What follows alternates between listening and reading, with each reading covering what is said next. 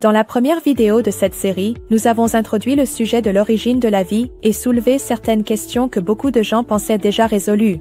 Nous avions promis d'aborder ces questions dans nos vidéos suivantes, et nous y voilà. Comme mentionné dans la deuxième vidéo, l'abiogenèse est définie comme l'origine de la vie à partir de matière non vivante, ce qui signifie littéralement « pas d'origine biologique ». Ainsi, la biologie a commencé à partir de matériaux non biologiques. Cela signifie que les tentatives d'expliquer la biogenèse reposent uniquement sur la chimie et la physique.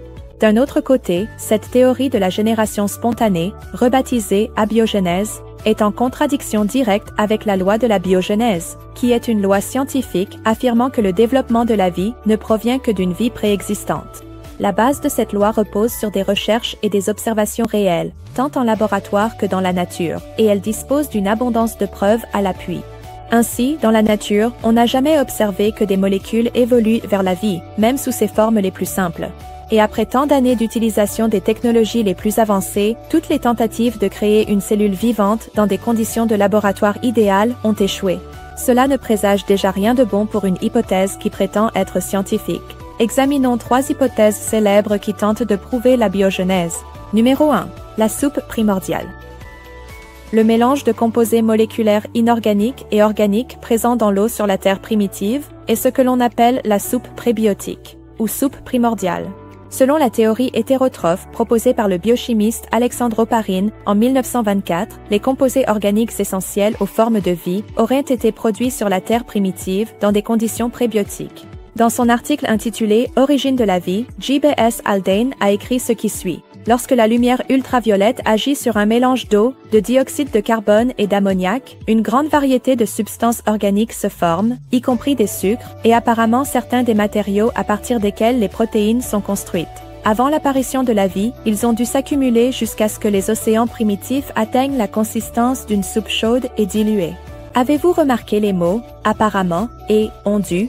L'un des problèmes auxquels cette théorie est confrontée est la présence d'oxygène. L'oxygène provoque l'oxydation, ce qui entraîne à son tour la dégradation. Mais notre atmosphère ne se compose-t-elle pas de 21% d'oxygène? Par conséquent, les partisans de l'hypothèse de la biogenèse ont conclu avec assurance que l'atmosphère durant la période prébiotique devait être une atmosphère réductrice, sans oxygène.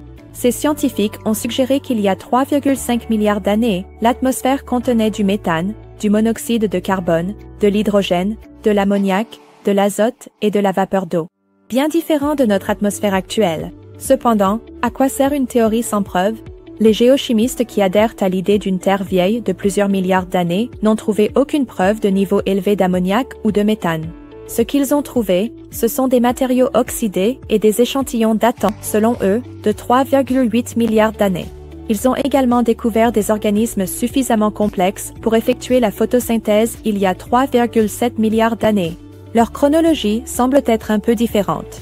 De plus, Hiroshi Emoto, professeur de géochimie à Penn State, a étudié des carottes de jaspe rouge et a conclu « Non seulement les océans contenaient alors une abondance d'oxygène, mais l'atmosphère était aussi riche en oxygène qu'elle l'est aujourd'hui. » Selon les géologues, il n'existe aucune preuve de cette atmosphère réduite proposée, et cela va même à l'encontre des preuves scientifiques fournies par d'autres disciplines scientifiques. Peu importe combien de produits chimiques vous jetez dans l'eau et combien de fois vous la foudroyez, aucun être vivant n'en sortira en frétillant des milliards d'années plus tard. Cependant, votre soupe sentira l'œuf pourri. Numéro 2. Les sources hydrothermales des grands fonds marins. Certains chercheurs ont proposé que la vie ait commencé dans des sources hydrothermales sous-marines, où de l'eau souterraine surchauffée se déverse dans la mer. Des études suggèrent que, dans les premiers stades de l'évolution de la vie, des gradients de protons non biologiques, qui nécessitent des membranes, provoquent des réactions chimiques à l'intérieur des cellules primitives. Cependant, cette soi-disant cellule primitive, qui était en fait un bouillon chimique enfermé dans une membrane, demeure très mystérieuse. L'origine de ces membranes uniques est inconnue, mais pour que l'hypothèse soit ne serait-ce qu'un peu valable, il fallait qu'elles aient existé. Ces cellules spéciales auraient ensuite appris automatiquement à produire leurs propres gradients et se seraient échappées des sources pour coloniser le reste de l'océan, puis, finalement, toute la planète. Un gros problème avec cette idée est la présence d'eau, qui empêche de nombreuses réactions nécessaires, comme l'obtention de polymères. De plus, la chaleur extrême des sources hydrothermales accélérerait la décomposition de toute formation chimique.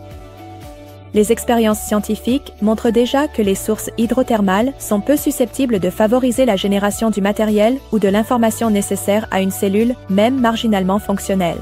Même si la soupe primitive est remplacée par une source primitive, la science continuera de prouver que ces théories sont hautement improbables. Numéro 3. L'argile, qui est de la boue compacte. Cette hypothèse suggère que l'argile, un mélange apparemment stérile de minéraux, aurait pu être le berceau de la vie sur Terre en servant de terrain de reproduction pour des substances chimiques qu'elle absorbe comme une éponge.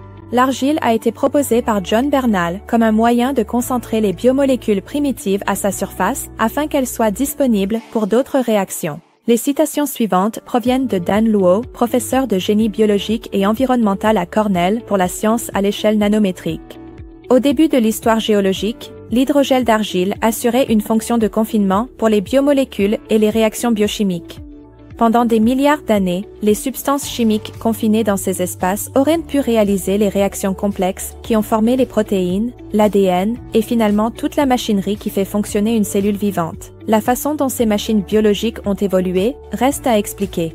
Mais David Deamer, professeur émérite de chimie à l'Université de Californie à Santa Cruz, a déclaré « Nous testons maintenant l'idée de Darwin, mais dans de petites flaques chaudes associées aux régions volcaniques du Kamtchatka et du mont Lassen. » Il a poursuivi en disant « Les résultats sont surprenants et, à certains égards, décevants.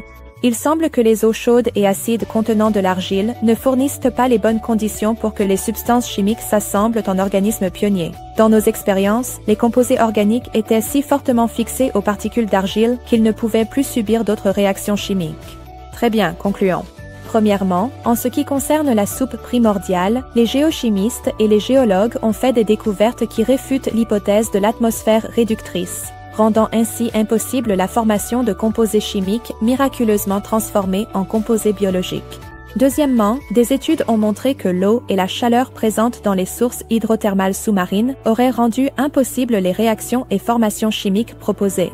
Troisièmement, les expériences menées sur l'argile ont montré que les eaux acides et la forte capacité de confinement des particules d'argile empêchent en réalité toute réaction chimique hypothétique de se produire.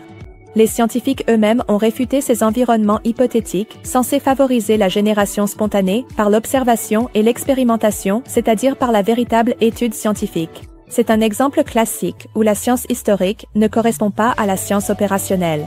Et pourtant, ces hypothèses scientifiquement réfutées continuent de servir de soutien à l'événement miraculeux de la biogenèse. Des cellules vivantes parfaitement formées et fonctionnelles seraient nées à partir de produits chimiques. Merci d'avoir regardé. Si vous avez apprécié notre vidéo, n'oubliez pas de cliquer sur les boutons j'aime et s'abonner ci-dessous.